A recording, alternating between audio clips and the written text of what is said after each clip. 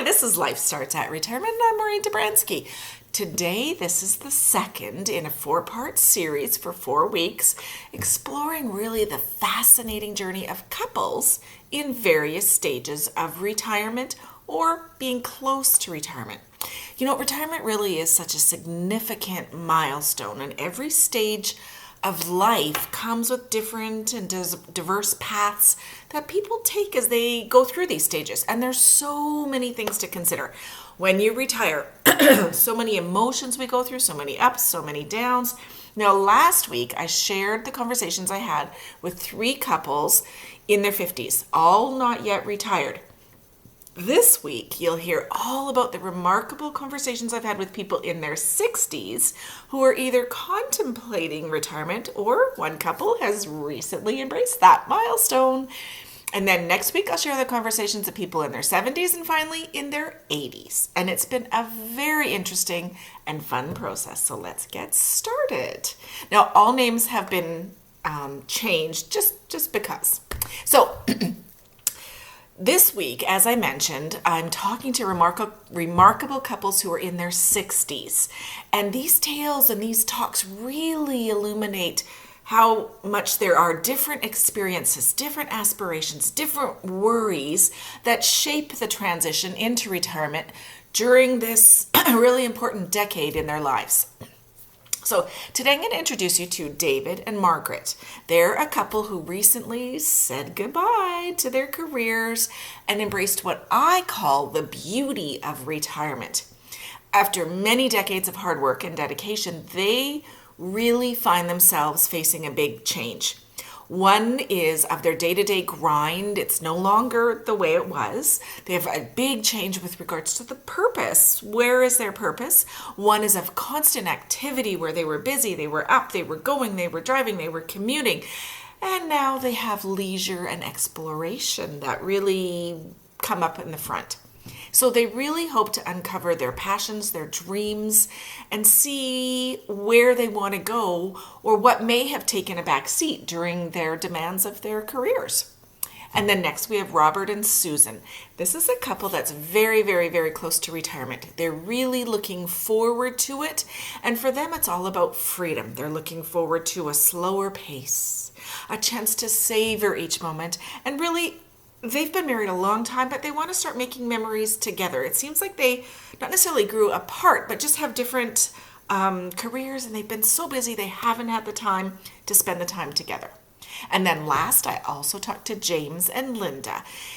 This is very interesting. They're a couple that's really navigating the balance between continuing to work and when and how to ease into retirement. So Linda has made the decision, and she's retiring this year in 2024. But James just doesn't feel like he's ready yet for full-time retirement. He'd like more flexibility, he'd like more freedom, but he isn't sure what that looks like yet for himself. And so as with the couples in the 50s, there really were a few common concerns and a few positives. So let's start with their concerns. Just like with the 50s, financial stability was their top concern. But it just seemed to manifest itself a little bit differently at that stage. It wasn't a matter of, oh my God, am I going to have enough? How much is enough? Do I need to save more? You know, what's that magic number? It wasn't so much that. It was, okay, it looks like we have this amount of money, or it looks like we're going to have this amount of money. Okay, if that's what we have for our retirement, what type of a retirement can we have? If we thought our retirement would be, traveling, a second home, new cars, is that now a reality, knowing about how much money we have? They all had a clear picture of how much money they thought they were going to have. And so that now the financial stability turned from saving, although they were still saving, but to, okay, let's design a life. Let's plan what we can do with our savings. Very interesting. Now, also under this topic, I found out that most of the couples, I think all of them except for maybe one, had investigated their government pensions. They knew what they were going to get, when they were going to get. They had investigated their work pensions. But there still was a lot of uncertainty as to when they should take them, because I think it's in both countries, Canada and the US, the more they can defer or later they take their government pension, the more they may get, or the more they get monthly. We don't know when our expiration date is. So, but the more you get monthly. So the financial concern here wasn't so much that have they saved enough money, but here's how much we've saved. What type of lifestyle can I have with those funds? The next topic was both a concern and a positive, and I'm going to just call it time. I don't know what else to call it. And I'll talk about the concerns first. Although there was a lot of positive anticipation of looking forward to retirement, where the concerns came, there was a lot of anxiety about what would they do? Who would they be? If they're no longer a manager, they're no longer an accountant, who are they? How would they find a purpose? How could they manage being together 24/7? Would they get bored doing nothing all day, or do they think they would do nothing all day? Would they miss work? And in this age group, there was a lot of questions. And even the couple that was fully retired, it seems like, and they're fairly newly retired, but it still seems like there were some days or some weeks that were just wonderful. And then some days or some weeks where they were bored, where they were having challenges, where they struggled. And David, the gentleman who is retired, said he really misses having his work identity, I guess. He misses knowing who he was. He knew how to handle himself in that role. He knew what he needed to do each and every day. He had a purpose. He got up with something, a focus every day, and he misses that. But interestingly enough, he doesn't miss it enough to go back to work. Very interesting. And then the last common concern was also a positive. And I'll start with the concern part. It was health and wellness. Now, surprisingly, this topic seemed to move from the second most common concern in those in the 50-ish age group to the third most common concern for those in their 60s. And that kind of surprised me. I thought it would bump up rather than move down. But after a lot of chatting and a lot of questions, I think there were two reasons for that. It seems like now that their retirement is that much closer, or even in the case of the ones that they had retired, they all felt that health was a priority right now, not something to leave to the future. So they expressed that, okay, I'm doing something about it. So I don't have to be worried. I don't have to think about it. I'm doing something about it. That they expressed that once or before, it was a future shot thought, one they had to focus on. But now it's here, and they are working on their health. So it kind of bumped. They were working on it, so they didn't have to worry about it. That's interesting. So now on to the positives. The first one, as I mentioned, was what we call time.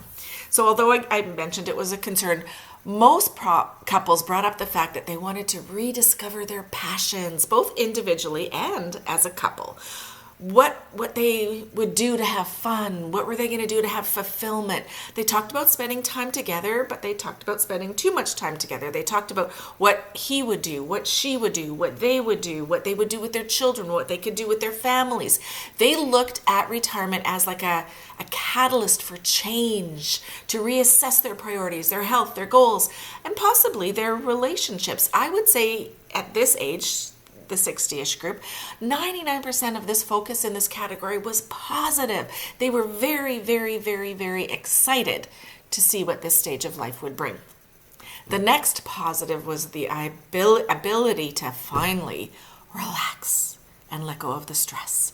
Every couple, even James, who wanted to continue to work in some capacity, was really looking forward to a more relaxed lifestyle with less stress. They were excited that retirement offers the opportunity to slow down, to enjoy moments of peace, to focus on their overall well-being, and just literally take a breath. I can relate. And then last, as I mentioned, was health and wellness. They mentioned that they were trying really hard to make the most of each and every day, living one day at a time, doing the best that they can with each day. Again, they seemed to be a bit calmer about their health and indicated that although they knew it was a focus, they were focusing on it, so it was under control. That was very, very interesting. So those are the common concerns, the common positives, the anticipation for those that I talked to in their 60s about retirement. I would love to hear what your top concerns are and what your positives are about retirement. And if you don't mind, I'd love to hear your age, where you fit into these 50s, 60s, 70s, 80s. And I found this exercise so interesting, that how similar the answers were, and yet how different the answers were. So next week, I move on and share some thoughts about those in their 70s. So I am Maureen Dabrowski. This is Life Starts at Retirement. I produce a retirement lifestyle video every Saturday at noon. And please consider joining our Facebook group. Holy cow, it's grown incredibly. www.facebook.com/groups/lifestartsatretirement.